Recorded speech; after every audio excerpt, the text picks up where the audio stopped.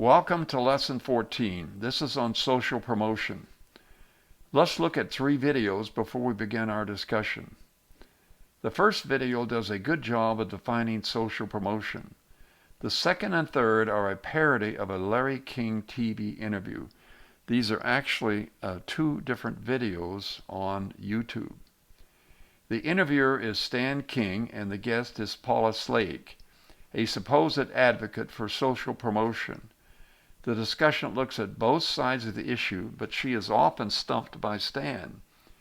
YouTube lists these 2 videos as videos that are against social promotion.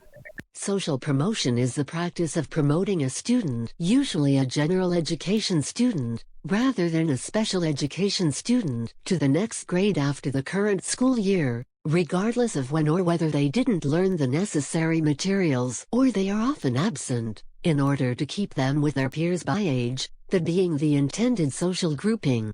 It is sometimes referred to as promotion based on seat time, or the amount of time the child spends sitting in school.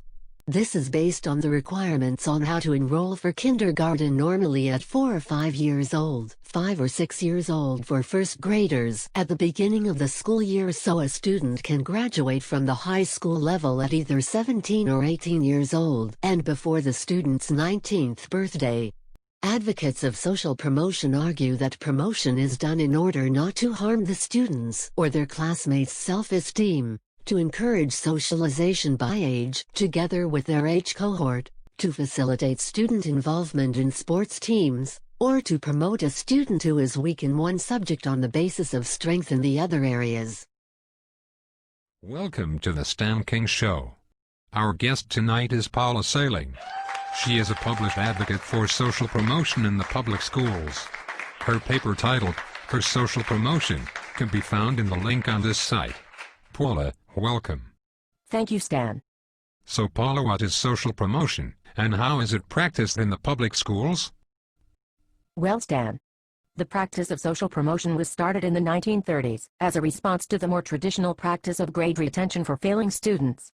Social promotion differs from the traditional model of retention because the student is allowed to continue their education at the next grade level, whether they have passed the academic standards of the previous grade level or not. Okay, so what are the procedures for social promotion? I have not seen any national policy standards for schools to follow. You're right, Stan, that there are no national standards for promotion. While the procedures for social promotion vary, it generally requires the approval of teachers, school administrators, and parents to promote a student. It is often difficult to tell if a student is socially promoted, because administrators often make the paperwork look like the student passed the academic requirements. I see. So schools are not openly admitting that they promote students. Why is that? Probably because of accountability standards under the No Child Left Behind Act.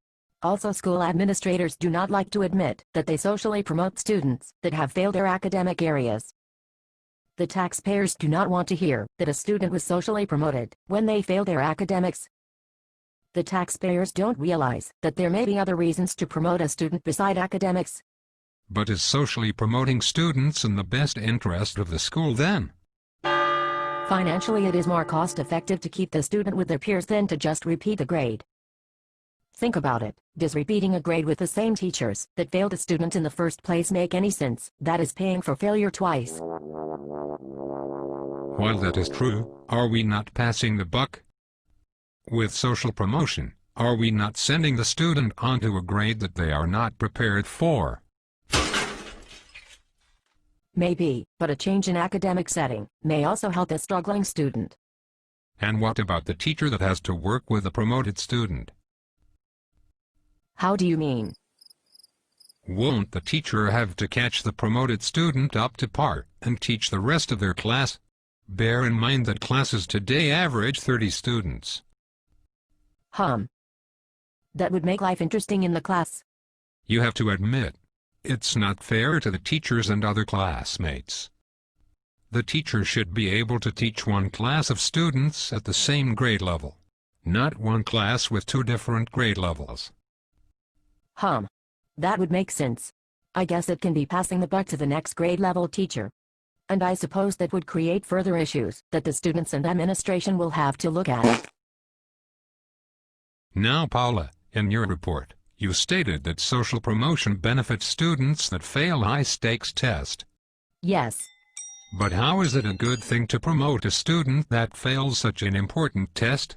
Isn't it important that students show that they are proficient in academics?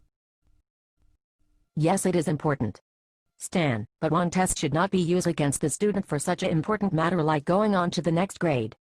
The student should be judged on the whole of their academic performance. And what if the student fails in their overall academics? What? What if the student fails in their overall academic performance? Well then. Then we need to determine why they failed. And what then? Do we promote them? Now let's table the last question and move on. Okay, Stan, fine by me. That was a hard one. In your paper, you argue that social promotion benefits the students socially. How is that? Well, think about the students that are held back. They get picked on all the time by younger and older peers. In class, they are likely to rebel against the teachers that held them back and make life harder for them. Okay. But what if their peers were the cause of the students to fail? Does keeping them with the same classmates continue the distraction? Perhaps. Isn't that what the main argument of social promotion boils down to? Are the schools just babying the student by passing them on? No, Stan, we're keeping them with students of their age and academic grade level. But is that always a good thing? Paula, aren't we rewarding the failure of the student? Okay, Paula, let's put that argument away for now. In your paper you also list reasons that students fail. Yes. Let's go through them one by one. Okay. The first is immaturity of the students. Yes. We should promote students that are not mature enough for their grade. Let me get this straight. Schools should promote students that are not mature enough for their grade. Yeah, a new class may be just what they need. Okay. Next point. Weak curriculum and instruction. Yes, we should not fail students that are in a class with bad teachers and curriculum. But if the instruction and teachers are bad, won't the student have an easier time passing the class? Bear in mind teachers have to meet state and national standards for proficiency in order to teach. Let's go on. Excessive absenteeism. If a student misses more than, let's say, 10 days of school, should we promote that student? Yes, we should promote that student. Isn't that rewarding bad behavior? That is unrealistic in the real job world. I know if I missed 10 days of work I would not have a show. And the failing student needs to face the consequences of not doing all the class work. Yeah, And going along with this, what about a student's lack of effort? Does social promotion reward a lack of effort? Yes. I guess it does. I see. So it seems that those arguments for social promotion are ludicrous in the real world. We are almost out of time, so let's look at the last argument of your paper. Now you say that social promotion helps the struggling student psychologically. Yes, that is the main benefit of social promotion. Okay. Please explain. Retaining students, regardless of the grade at which they are retained, increase the likelihood that they will drop out of school.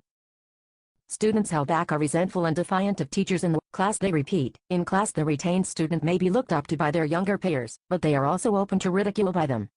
With social promotion, issues related to age and grade level differences are reduced or eliminated. The student is an age-appropriate classroom for their age and academic level, with teachers that are competent in working with that age and grade level. These factors all help the struggling student's self-esteem. Now let's look at what I said about social promotion in my talk. Social promotion. I had a focus group interview with a bunch of folks from the group called Fathers and Families, which is Eskenazi Health System organization.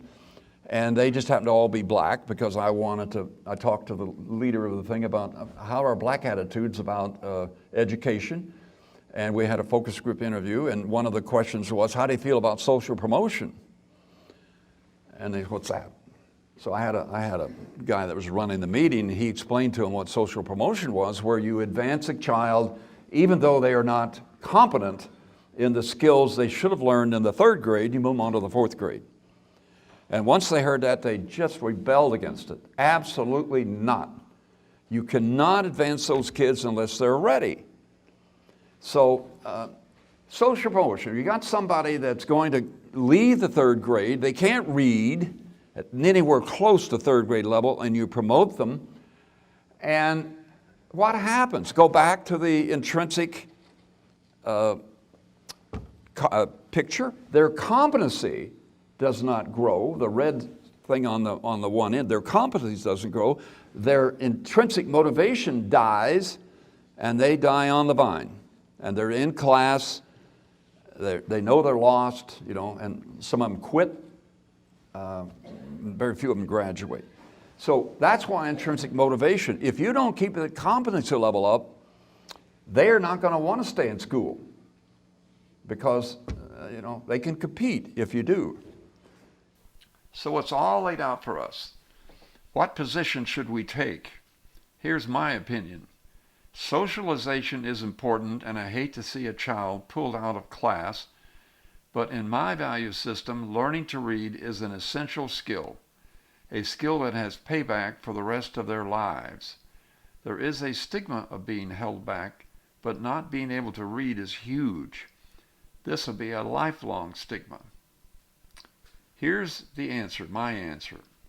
In top performing programs, this decision seldom comes up. They started so early, had the needed resources, and spent the time to leave no child behind. This is the way our system should operate, but it doesn't.